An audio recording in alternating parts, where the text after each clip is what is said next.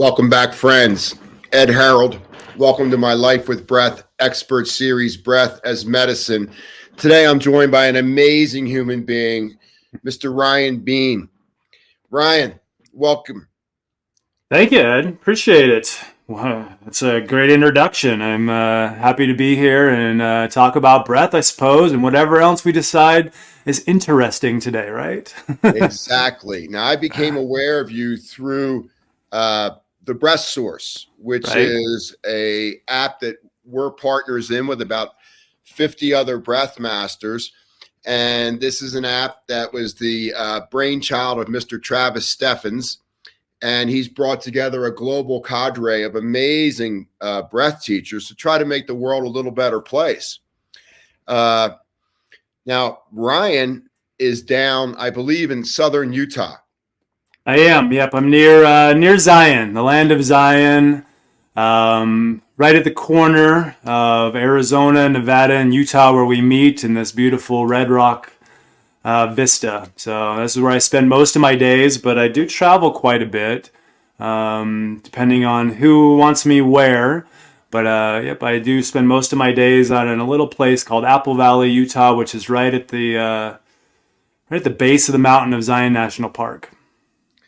Now, I'm in northern Utah. So the difference between northern and southern Utah is about LA to New York. It seems to be, yeah. I mean, I grew up in northern Utah. Maybe you didn't know that. I grew up in Wow, up really? I grew up in Ogden Canyon up near Eden, Huntsville, Oh, and it's so beautiful there. yeah, grew up in the mountains and spent a lot of my life away from Utah. Though I spent right when I turned 18, I went into college and into the Navy and spent 10 years all overseas, fighting the good fight, I suppose, and then left the military with a beautiful award called PTSD. They gave me that as a parting gift. Sorry to hear that. And decided to change my life at that point. Moved to India for 2 years, lived in an ashram in northern India. And when I came back, that's kind of where my breathwork journey began, and it brought me back to Utah about 4 years ago through the uprising of COVID and all kinds of different things changing places and where we're going to go and how we're going to be and where should we quarantine. And I decided I wanted to be back in the motherland here of Utah. So that's when I made the decision to come back to the great state. Boy, every time I go down to southern Utah, I feel like I'm being watched. I feel like it's like the land of the aliens, like the land that time forgot. Like, what is the vibe down there? You know, I would say that it's definitely a connected vibe to nature. Yeah. I notice that at least, I mean, that even the visitors that come for the most part are pretty conscious people. You know, there's a big difference between coming to southern Utah and being in that corner of Nevada. You can see by the pollution on the ground. There's just a very conscious effort to be clean and respect Mother Nature, and there's a really conscious effort to really be outdoorsmen's and outdoorswomen's, to really explore the land. And I think that there is becoming a little bit of a renaissance in saying, you know, we're kind of over these theme parks and cruises, and we want to go and see what's out there. And through revitalization, through protection, at least in southern Utah, there is a massive protection. You'll see how we have nature preserves and we have these big wide bike lanes to protect the people. We really try to avoid areas where there are valleys, vistas, where there's petroglyphs and historical sites. So you could actually come to southern Utah and be in total darkness. One of the areas that I spend a lot of time in, out in Apple Valley, is where I'm at. Right by us is a Kaibab Paiute reservation, and it is one of the first dark sky listed areas in the world. And Wow. you can go out there and really see stars, Milky Way, and really be immersed in what we're supposed to see when it hasn't been blocked by light therapy light pollution, and get a little bit of nature therapy. Really interesting, your Yeah. journey. just on the surface, just absorbing this, you go from a, kind of a military type, top bottom type of synergistic type of system that, obviously is pretty efficient at what it does, regardless. And then you're out in this, whatever that is out there in that desert, just this Mother Earth vibration where there's none of that. And it's a completely different external environment and internal environment. How does all that feel? Like, because you're using all of it, I guess. Well, I can tell you that I've been a minimalist since the beginning, really, from growing up in a little town in northern Utah, Liberty, Utah, a little teeny town where we didn't have a whole lot, to being in the Navy where you have what you can lay underneath your rack, being minimalist. When I came back and I was working on my master's in Orlando, Florida, I was living in a very small place, ended up moving into a school bus. And then when I was in the ashram in India, I had very little. So I've always had very little, and the things that I have are very, very important. And I think that we find that more than our material goods, more than our material things, what really makes us feel abundant is our experiences. And Utah, and specifically Southern Utah, for me, has offered experiences that have made me feel quite rich. And opportunities to bring what I've learned from the East, to bring what I've learned through my own journey through the Navy, to a community who is, it's a little bit of give and take. There is a very large conservative community here, very religious community here, but then there's also a community who has been sort of ridiculed for their belief systems that live, just outside of towns here, and they live in and so that you have this really interesting community of those who have said, I'm going to choose to be rural, those who have said, I've been going to be in my conservative values, and then you have the tourists who are coming in and realizing that this land is really that of Zion. And as a minimalist, I really enjoy just saying, I'm going to make the most out of everything that I have. Right now we live in these little dome houses out in the middle of the desert, and I have my van. I spend most of my time in a van, a camper van that I've converted, awesome. and that allows me to travel to wherever I'm needed. So we do a lot of retreats with plant medicines out here. We do a lot of work with breath work, cold immersion, with heat therapy. And I do a lot of work with veterans, and being in the van helps me do that work, so that I don't have to say, well, I need somebody to watch my house and watch my dog. I just take everything with me and go, and it's made my life even more simplistic, really, just by having the mobile aspect. I call it's really freedom to me, Ed. I mean, it's a matter of freedom. Dude, congratulations on living your finest life and being authentic, because it seems to be there's a fork in the road and folks might be choosing the wrong fork. Yeah, thank you. I think that's the question that many people ask. I teach a lot of yoga, I teach breath work, and I host a lot of ceremonies. And a lot of people will say, I'll use the word dharma, which is something that I'm very conscious of from living in the ashram for 2 years. And dharma is really our duty or our purpose, if you will.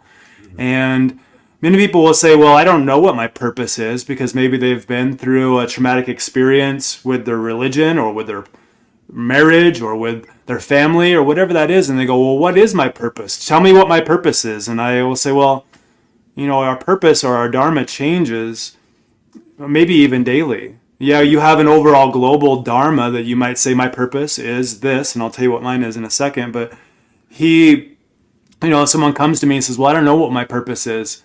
Well, the best thing you can do is do what I did when I didn't know what my purpose was, and just say, I'm going to be of service. And by being of service to others, your dharma sort of shows up. It shows up as you get quiet. Ram Dass talked a lot about that. The quieter we become, the more we can hear.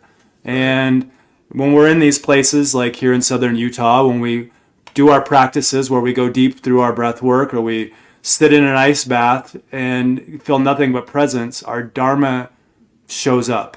And that's called the life hack, guys. It's a life hack. Get quiet more often so you can find your purpose, you know?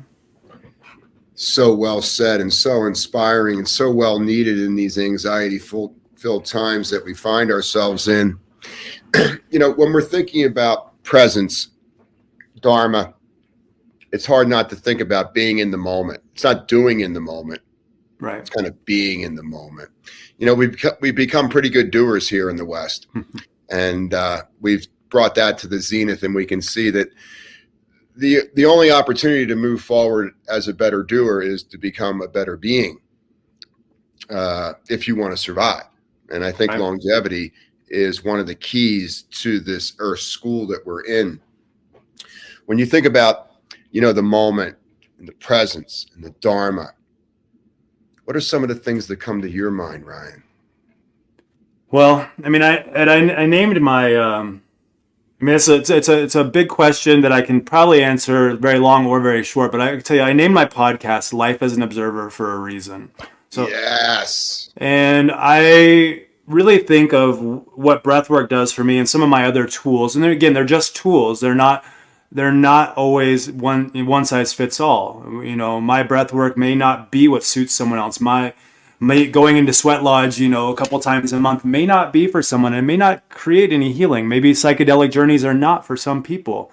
But really the common denominator is awareness. And as you go into awareness, I mean, it's something we talk about in the language of breath, is that awareness is the foundation to all positive change. So you create this awareness or be the observer of what is happening.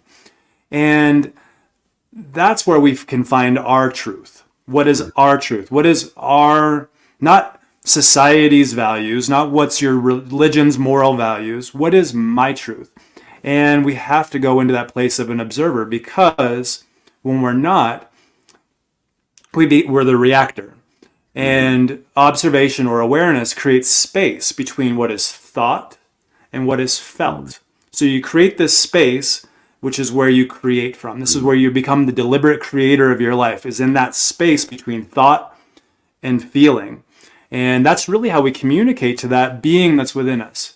That unconscious soul is we don't communicate it through words, because we know, even though we're talking words here, words are not the teachers. The feeling is the teacher. So if we have an engaging conversation, I'm going to remember it because of how I felt, not necessarily every word that was uttered. And that's exactly how we communicate.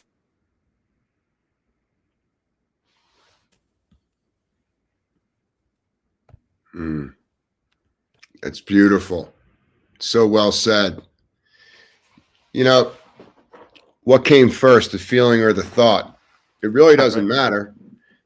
Your perception is your perception. What I'm trying to ask you to do is pay attention. Is to follow your heart. How do you find folks these days make the transition from where they are in their mind, their story, how they come to you, and you have a series of modalities or opportunities for folks? And what are they like when they go back to their world? Yeah, well, so I think it's best said if I give you some examples rather than tell you. So I host a lot of ceremonies, cacao ceremonies with breath work, and we do mirror work, and we do all kinds of things. And many people won't think of that as a medicine. They think, well, you know, I have this trauma. My doctor has given me this SSRI, tells me I need more serotonin. I'm depressed for this reason. I feel anxiety about this, or I'm feeling even that I don't want to live anymore. And people will come to me for those things, and I'll say, well, I don't know what the best medicine is for you, but it will certainly show up. And I've had people, for instance, we did a sweat lodge the other day on Sunday, and I had a couple gentlemen in that sweat lodge, and we were out on the Native American reservation there, the Paiute reservation, and both of them pretty stoic individuals. I'm not going to feel my feelings because that's what I've been trained to do. I've been trained to not show that weakness. I mean, air quotes, right? Weakness. I've been shown not to be vulnerable. I've been shown that that's not how a man should act. And one of those gentlemen during the session trusted the process. He just said, for a minute, what do I have to lose? And began to feel emotional. I began to release years of emotion that had to do with his own addictions to hard narcotics, to finding grief of loss of his own identity, and moving through those using ancestors and spirit and the medicine of osha root and copal and different things that we have in the lodge to really facilitate that. And his response was, that was really hard, but it was needed, and I needed help to get there. And the other gentleman that was in there, very stoic and didn't want to show emotion. I'm not going to show you that side of me. I refuse. It's not going to be that way. And when we left the lodge, still living that way until he got out of the lodge and began to feel a purge coming on, this nausea, this, it needed to come out. And so it came out. And I afterward, we chatted about it. We did a few things to help ground him. But I said, what did that feel like? And he said, well, I guess it needed to come out. I feel better. I feel grounded. I feel like I could let go. And so it doesn't matter if it's emotion or if it's purging or if it's something other transitional. Maybe it's just a pain in your kidneys and you're just going through it. And that's what we see. Whereas on the other hand, many people learn through altered states of consciousness, truth. And I'm not here to tell anybody what their truth is, but I can tell you that as I question what I've learned through middle school, high school, and even religion, that as I begin to question what truth is, more information comes to me. As though, it's like as I may get connected to you, Ed, as I'm seeking truth. I may get connected to, a rabbi, or maybe I'm going back to India and I meet somebody who tells me something. And that's the way the universe brings us truth. And many of the people who come to my yoga classes, I teach a trauma-informed practice. Great. They look for alternatives to Western medicine. It doesn't mean Western medicine's not good, but they look for alternatives because what has been given to them is not serving them. And they might just feel a sense of peace that they've never felt for the first time. Or they might feel that tingling. I don't know if you've done a cacao ceremony, but that theobromine that moves through you and you feel this heart opening or expanding consciousness in the anahata. They just feel it. And they said, I don't know what you did. And I'm like, I didn't do anything. All I did is offer you a tool that has worked for me, and you chose to accept it as truth. So most people leave with a newfound sense of truth. And isn't that what we're all consciously or unconsciously looking for? Yeah. Oh, yeah. And we're living in a time where the truth can be so cleverly disguised. We can be so easily manipulated through the computer and video, and this is real, this isn't real. It's almost like darkness has upped its game a little bit because the light, the consciousness, the vibration has also upped its game. I've noticed that clients recently can do massive amount of healing work in a very short period of time that would have made no sense 10 years ago. Yeah. Well, 10 or 20 years ago, the therapy mode was we don't want people to get well because then you lose clients. You don't want people to get too well because then you don't have a business. And really the model that I seek is I am gaining connections, I'm gaining tribe. As you heal, we're bettering the planet, and really all I can ever do is work on me. And sometimes working on me is offering these classes, these ceremonies. I'm doing them because I'm learning. So I mean, as I hosted my first cacao ceremony fresh out of training, and I didn't really know what I was doing. I mean, think about the first time you taught breath work and you're like, I think I know what I'm doing. I don't know. But it's really you working on you and offering those tools to someone else, and that's become the big model for me. I mean, I think Rumi in his poem, he said, keep your gaze or keep your eyes on the wounded place, because that's where the light comes in, right? And so Right. really I'm just keeping my own gaze on the wounded place, not bringing it lots of attention, but just saying, hey, let's let more light in there. Let's bring in more resources. Let's bring in more love. Let's bring in more of this connectedness. And I think in that aspect, that's where we're going to thrive. We're definitely not separated by borders. We're not separated by languages. I'm headed to Mexico next week, and many of them, I don't speak the greatest Spanish, but I can certainly offer meditations and breath work that everyone will feel. Exactly. Yeah. Exactly. It's like you go to a Broadway show, and it's sung in Italian. You don't understand the words, but by the end of the show, you're in tears. Yeah. There's a felt sense to the drama that you resonate with, because it is your drama also. Yep.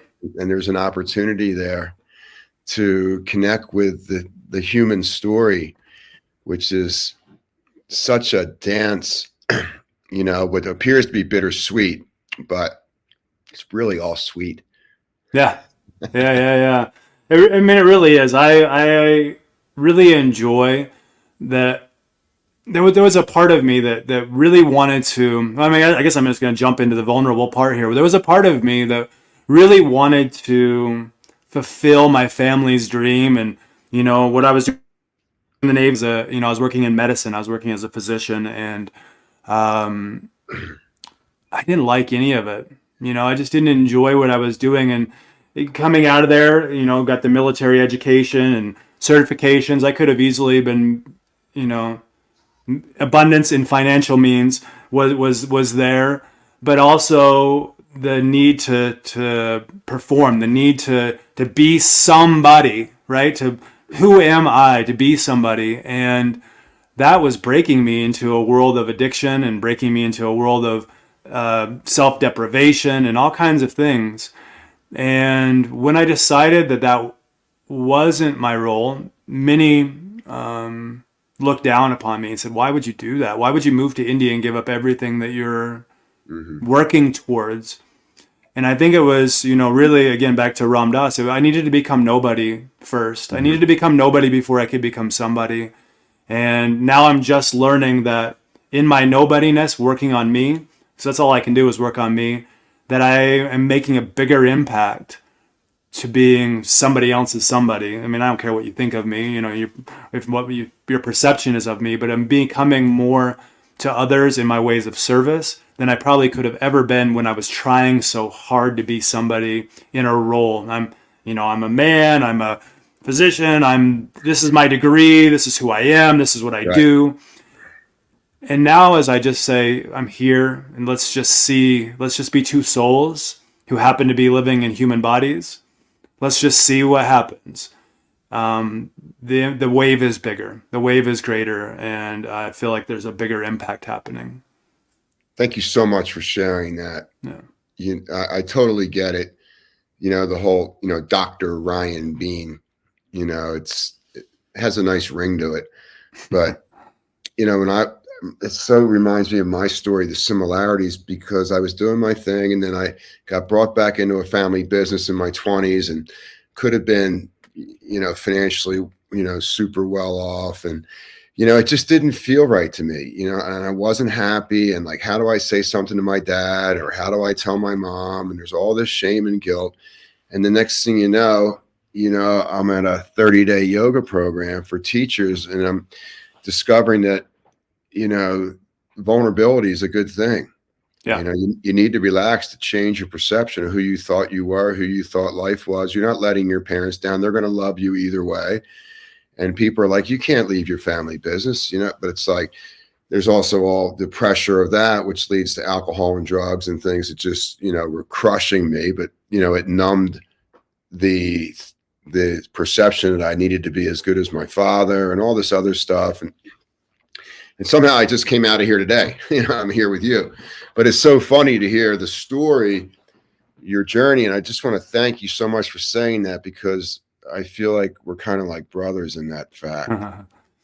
Yeah, I mean, I think that a lot of men will find that they wear. I do this class where it's called the masks of Yeah, masculinity, and yeah, I'll be teaching it at a festival later this year called the In on great. Fire, which is in Utah. So you got to come down. It's in Cedar City. Oh, I But love it. I think a lot of us wear these nine masks, you know, where we think that we are this role, whether it be the stoic mask or the athletic mask, or I'm the joker, or the sexual prowess mask, or the financial mask, and we wear those as though that is our identity.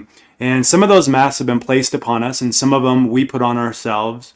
But as we pull those off, we get to the core of what it really is to be human. And as I work with men, they're just learning what it is to be a soul, Right. and saying, I don't, if, when I take that off, will I be safe? And I guess I'm reminded right now, it's coming into my head, so I feel like I need to share it. As a friend of mine from Florida, she wrote this book, poems, and it was Hmm. about what is fear, right? And I'm going to paraphrase it because I don't have it memorized, but basically, the poem talks about that courage is not the opposite of fear. And a lot of us, you know, if you ask somebody, say, what is fear? What's the opposite? They'd say, well, courage. And she goes on to Hmm. say that no, that love is the opposite of fear. And when we tune into that place in us that is love, or then we can combat fear. You know, the Buddha did a really good job explaining that with his battle with Mara. You know, when Mara was Hmm. trying to stop him from enlightenment or from nirvana, and he just looked up from his Bodhi tree in meditation and said, "I see you. Come, Hmm. let's have tea." And I think that's really what men, I mean, I guess, and women too, but I think we're talking about men, need to do is go, I see you, mask of, you know, stoicism. I see you, mask of athletic prowess. I'm still living in my college days. I see you, financial securities. I see you. And what that does is it sort of takes its power away, that it's sort of gripping on you. When you notice it and say, I do lean on that as a crutch, that we can become really truly Hmm. free. And I find Yeah. that the way we do that is through those, remember, the quiet moments where we find the feeling and the thought. And I use my tools. I mean, some days it's sitting in an ice bath. Some days it's meditation. Most days it's meditation. But we need to find what works for us. It might be going on a run. It might be sitting cycling. It might be putting your feet in the dirt. Hmm. There's so many ways we can tune into this. And you know, as you and I teach breath work, we would like to say that breath work is a great tool, but it's not the only one, right? You know, it's not Right. the only one. Right. You know, it's really interesting that I can't learn anything new when I'm talking. And when I'm wearing one of my masks, I have a tendency to identify with that mask and talk. Yeah. And I miss the opportunity to create maybe a different vortex with that, or expand on an older form of myself that I choose to evolve. When you think about just the breath, and when you think about yoga, when you think about meditation, ice baths, whatever you may be doing, the level of presence that we get that's Hmm. available to us, it's almost undescribable by our ego. Yeah. You know, the first time that I really, I mean, I was in India. I was in northern India in Rishikesh, and Yes. I was in an ashram up there. And the first time I got into the cold was in Rishikesh, and it was for a puja or a ceremony, and where they get into the water and they bathe themselves in the ghat. They bathe themselves, and I was there. It's in northern India, in the Himalayas in January, and I Mm. saw everyone doing this, and I was like, "Oh, well, cool! I'll go do that too. I can do." And I got in, and I got right back out at it. I mean, it was freezing. It was these are glacier waters. It was very freezing, and someone told me that I got to, you know, I have to use the pranayama if I'm going to stay in. You must use the pranayama, and I said, okay, well, I'll do that. And I didn't. I only knew Kabbalah Bahadi, you know, breath of fire. Mhm. I knew some alternate nostril breathing, just yogic pranayama. I didn't know any of the techniques that we teach now.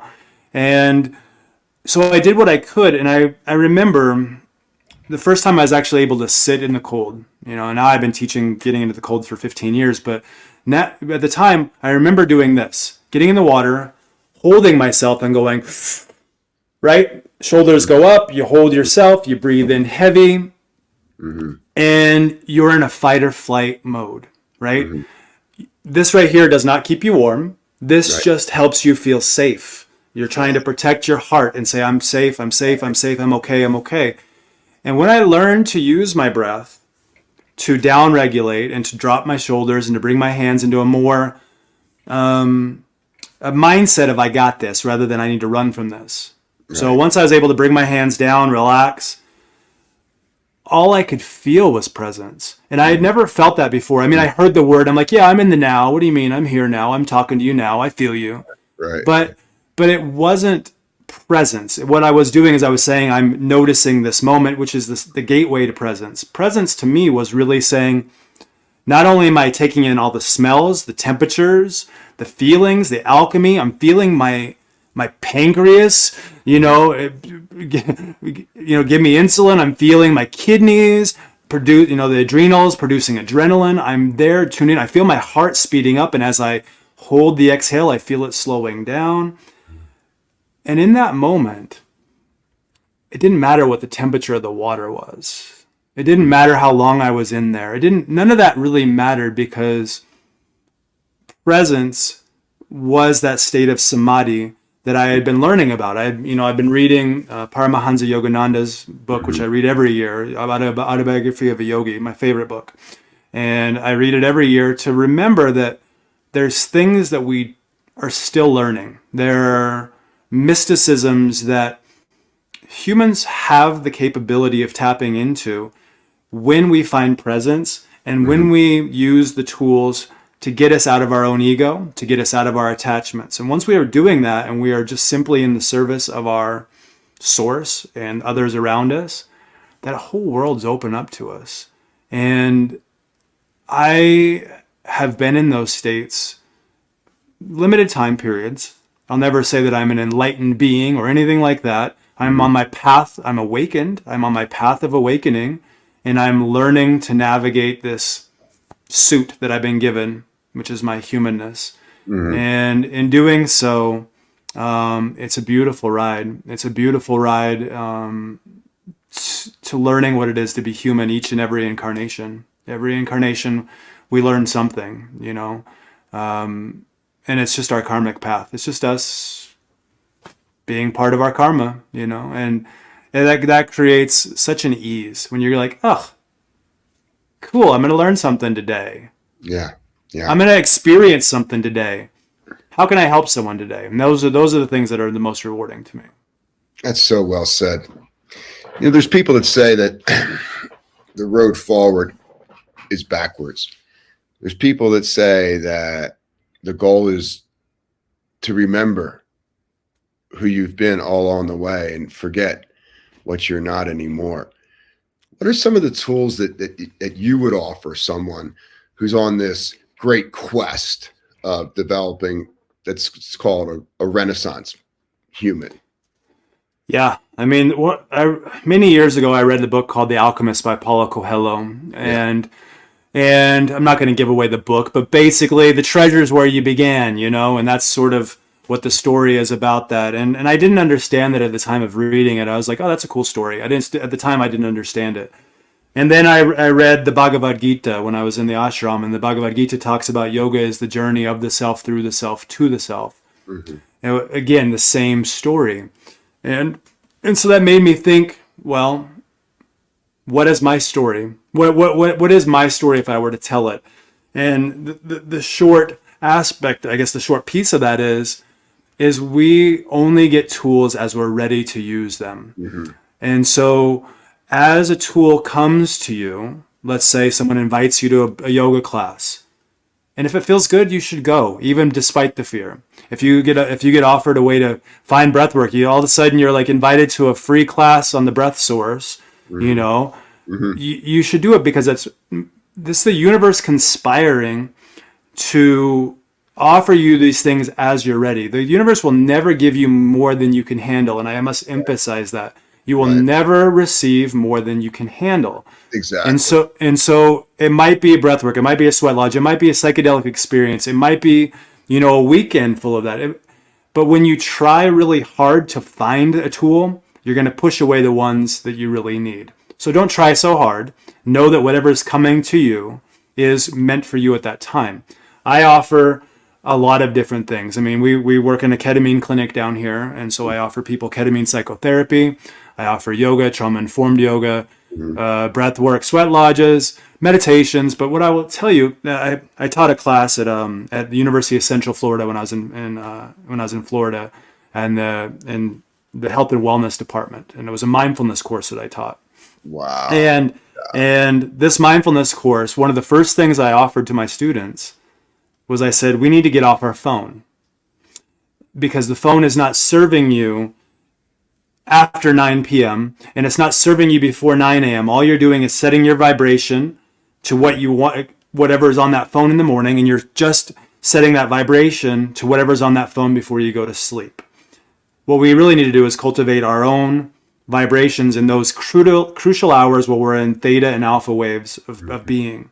That's what's most important. When you're in beta waves, you're in beta waves. There it is. So let's create a routine around that. Now, my routine would stress most people out. They would say, there's no way I could ever do that. There's no way that I could. I'll just share it with the audience here. But, I get up in the morning, I do an alpha meditation before I get out of bed. Then I do my breath work before I get out of bed. Then I feed the dog, go for a walk, which usually includes lower sunlight exposure. I like to get that in the morning, and grounding. So I'll be barefoot when I'm walking my dog. Then I go for an ice bath, and then I do my yoga practice. Later in the day, I do an NSDR or yoga nidra. And then I'll usually have some sort of heat therapy before nighttime. So I'll go to a sauna, or I'll do something along those lines. And then I do a meditation before bed. Weekly, I'll have somewhat of an altered state event, which might be a psychedelic, or it might be a sweat lodge or something like those. But this would stress most people out. They'd say, there's no way I can change my life to do that. And I hear you. It is a lot, but it's what I need for me. But what you can do is you can start being mindful about how you feel and how you think. So really being aware of your thoughts. So just keeping, like for me, I just keep like a little notebook, So you keep a notebook and you start writing down things like, I saw this thing, or I felt this thing, or I did my meditation and I saw green. And none of that might make any sense. You might go to a yoga class and be like, I don't know, I guess I felt a little bit calmer afterward. Write that down. And what ends up happening is you start to become more aware of your thoughts and feelings. That's awareness. So that's the foundation to all positive change, just being aware. You might start to do some mindful activities with manifesting. I teach something called focus wheels and doing Tesla's 369 theory and a whole bunch of other things with quantum jumping. And we can do all kinds of neat things with cool techniques. Wonderful, amazing, but they're just tools. And if we get locked in those tools this is what will heal me, we're bound for disaster. It's a matter of saying, I'm going to use them and I'm going to learn from them and create the space. The space is what's most important. The tools are really just kind of helpful. It's kind of like saying, how would you get from northern Utah to southern Utah, Ed? Well, most of us would say, I would drive, right? But what other tool is there? You could fly. You could take the St. George shuttle, the bus. You could walk, you could hike, you could hitchhike, you could ride a bike. They're all just ways to getting you to the same destination. So well said. And congratulations on your daily practices, which really allow you to be the best version of yourself, an elite human being, in this dance that we're all in. When you think about your journey with breath work, and yoga is just a whole nother practice that keeps us on true north. In other words, you either do it or you don't. Yeah. You either choose to feel this thought or you don't choose to feel this thought. How has breath work and yoga really awakened that person who's driving the car now for Ryan? For me,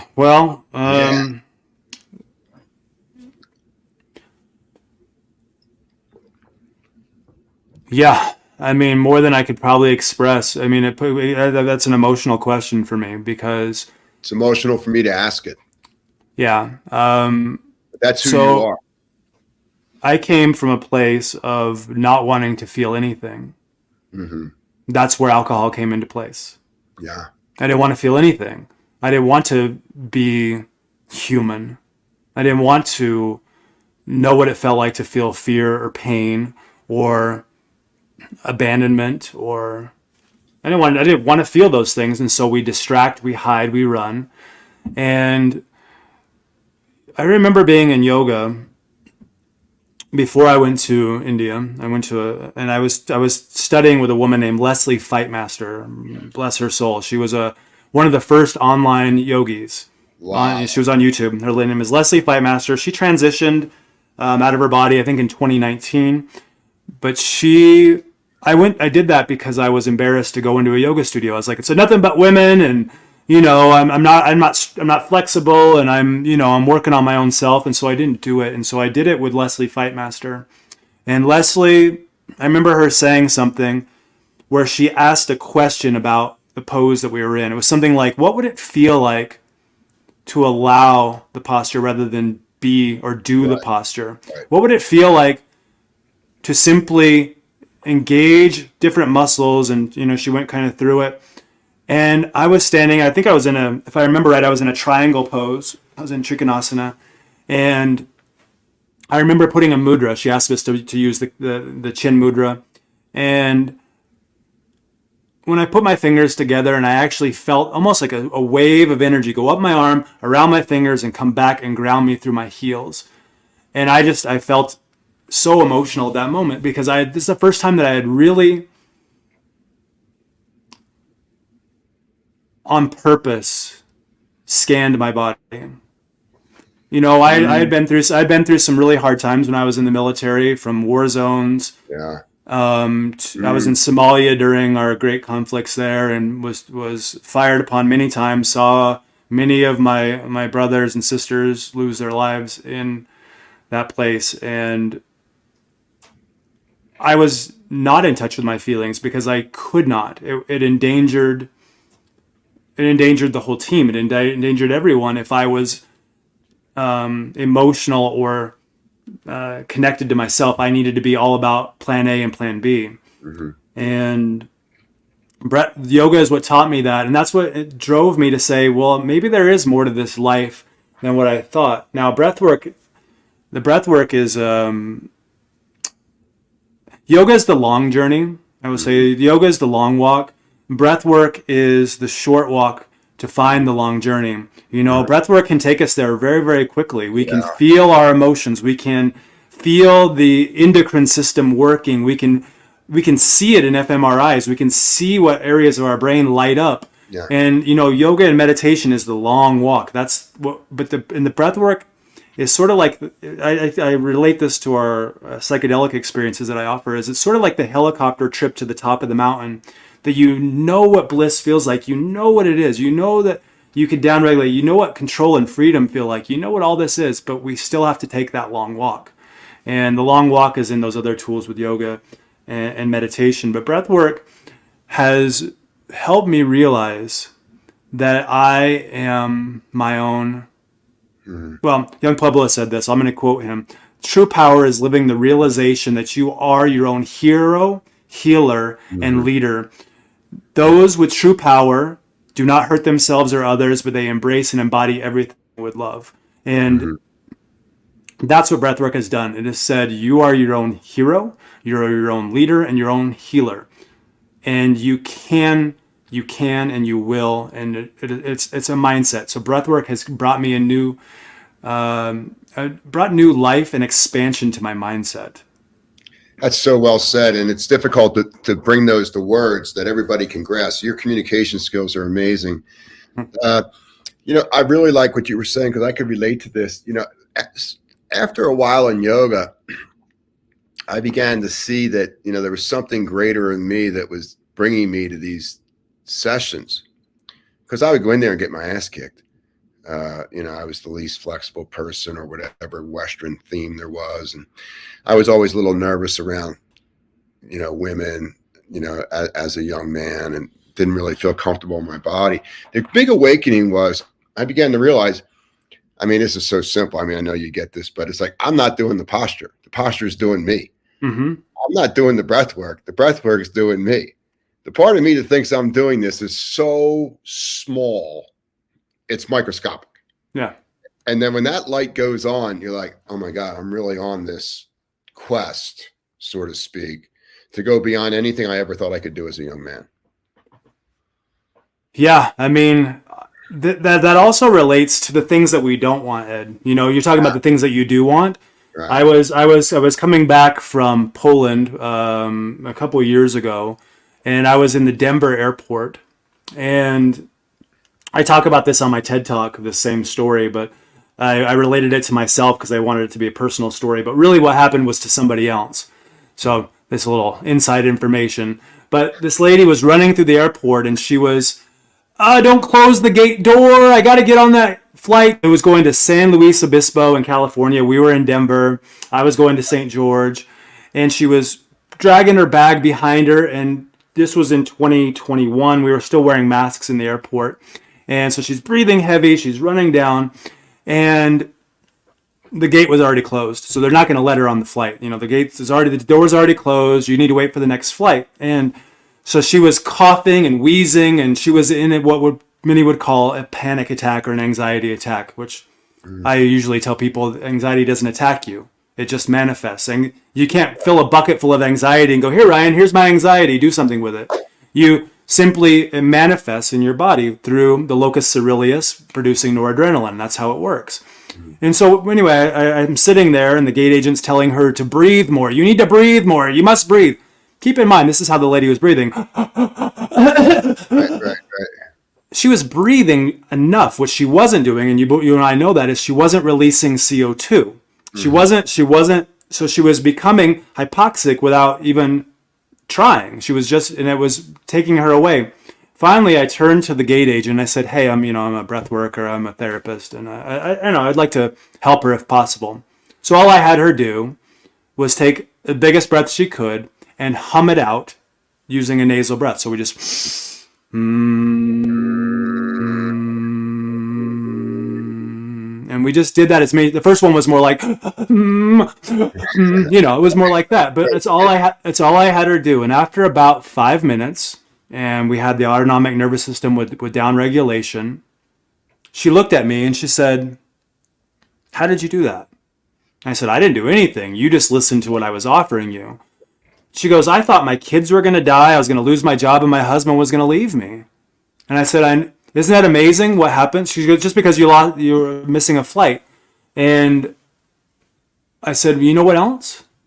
You won't be able to get on a flight till tomorrow, but your boss will understand. You just got to call your boss. Your husband's going to be there taking care of your kids." Right. And not only that, because you're delayed, that's why you missed your flight. So it's actually the airline's fault. And when that happens, you're actually entitled to 4 times the ticket price that you purchased. And they have to give it to you right now, and a hotel and some crappy food vouchers, but whatever. So I said, go. And she goes, "Hold on, I paid $600 for this flight." And I said, "Well, go get your $2,400, your hotel and your meal." And she goes, "This is the best day of my life." Isn't it amazing how we create a reality around how we feel? And the reality to her was death, divorce, and unemployment. That was the reality that was created just because there was an rising in her autonomic nervous system with adrenaline, cortisol, and noradrenaline. And just a little bit of time with nitric oxide, with that humming, just a little bit of time with melatonin, and truth showed up. That's an amazing story. That's a great story. What a great story. Wow. It's amazing that the power of the subconscious and the pain body. Yeah. Oh, massive. It just hijacks any type of real life or reality opportunity. Now, before we go, there's a bunch of stuff coming up in your wheelhouse, and we're going to have a bunch of links on how people can work with Ryan Bean. But Ryan, what's coming up in the next few months that people might want to attend? Yeah, I mean, I have a lot of things. I try not to be a walking billboard because I do a lot of things. But, so I use a landing page. I will give you the link to that. It's my Popple landing page. However, people can find that through my Instagram, Ryan Bean Yoga. And then it's like my bio link and it takes you there. But yeah, we have monthly classes we're doing on the source. So I'll be teaching something this month, which is a breathe to manifest miracles, which is a breath work, which includes a manifesting technique. We're just getting over our sleep month, and I know that there's a couple of tracks that came out with NSDRs and so forth that we're doing. There is the Zion Yoga Fest happening in the end of May. I'll be down in Mexico next week. Those of anybody who's down in the Cabo area, I'm teaching down there at a place called Jardín del Mar. But I'll be at our friend Anahata's place in May also. I'll be in Sedona at Shine teaching on the 18th, doing the language of breath down there in Sedona, Arizona at Anahata's place, which will be really great. Lots of festivals. The Zion Yoga Fest is in May. At the end of September, we have Yin on Fire happening. But on the weekly basis, I teach a lot of yoga classes here in town in St. George. We do something called Mindful Monday every Monday, which is a breath work and meditation. Usually it's a pretty full class. This Monday it's a cacao ceremony, and we kind of rotate that little by little. But I have a lot of retreats coming up, and the best way to get through those is through my Instagram. I think I'm pairing with our buddy Ben Holt on one of his retreats here in Utah in the very near future, which is happening in May. And in addition to that, really just available to we host a lot of plant medicine ceremonies here in near Zion, and those who are interested in seeking breath work, facilitation, coaching, and going into altered states.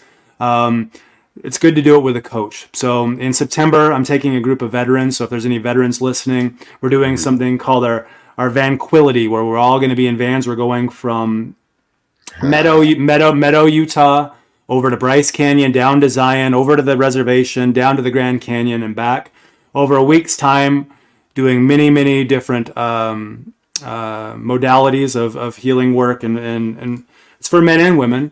But you can find out about that through my nonprofit called Visionary Veterans. This is all wonderful, great news. And I'm so excited to have shared a conversation with you today, Ryan. And I'm so proud of what you're doing for yourself personally and humanity. Thank you very much. Thank you, Ed. Appreciate you. Thanks for having me on. I'm glad we could talk today. I appreciate you.